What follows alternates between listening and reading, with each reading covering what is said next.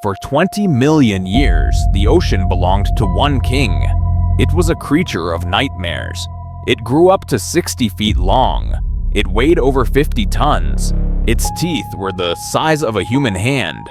It was the Megalodon, the largest shark to ever exist.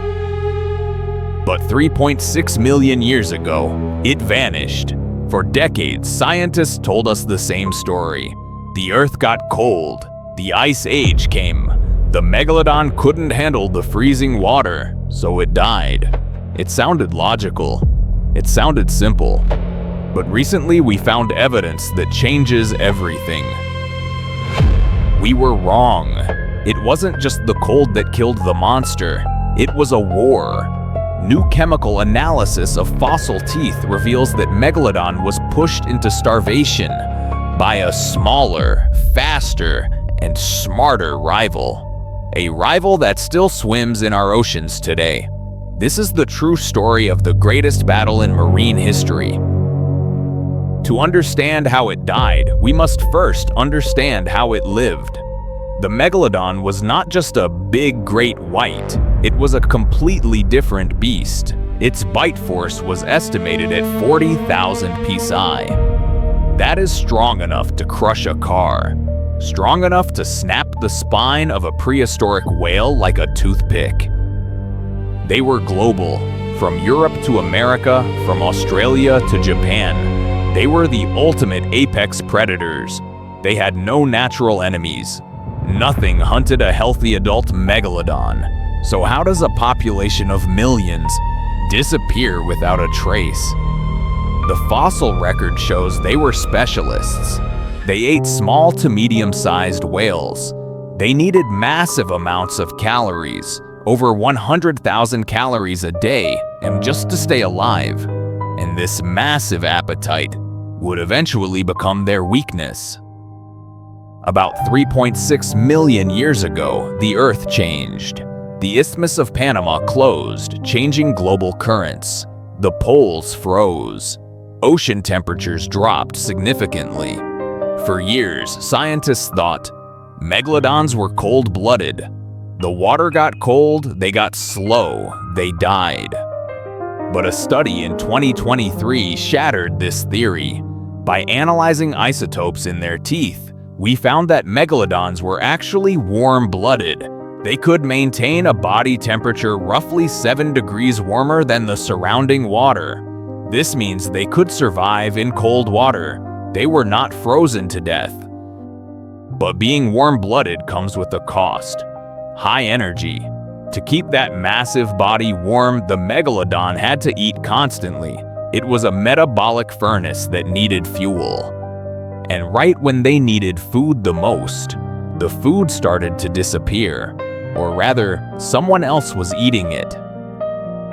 Enter Carcharodon carcharees, the great white shark. They evolved around 4 million years ago.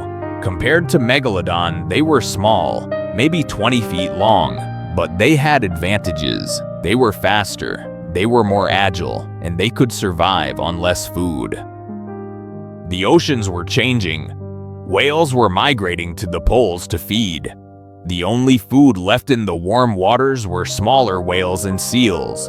This was a race, and the great white was winning. Before a slow, massive Megalodon could catch a prey, the agile great whites had already eaten it. How do we know this?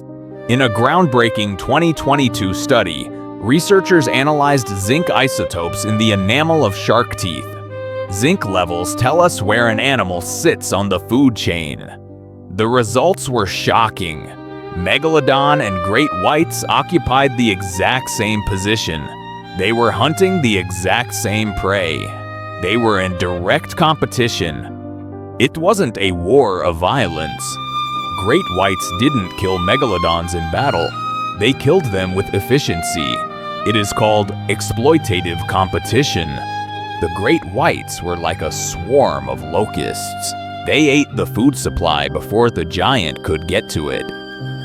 And they hit the Megalodon where it hurt most, their babies. Megalodons gave birth to live young near the coast. These pups were huge. 2 meters long, but they still needed to eat.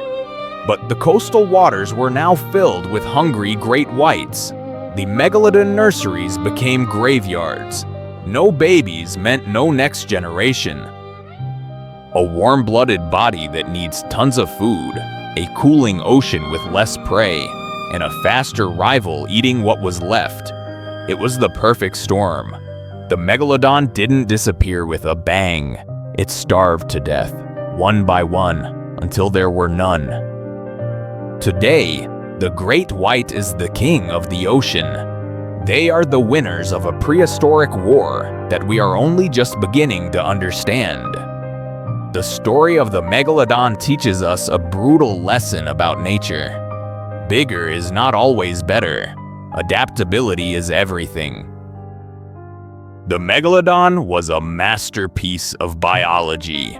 But even masterpieces can fail if the world changes around them. They are gone, but their teeth remain in the sand, reminding us that no rain lasts forever, not even for the giants. Thanks for watching. What other prehistoric mysteries should we uncover? Let me know in the comments below, and don't forget to subscribe.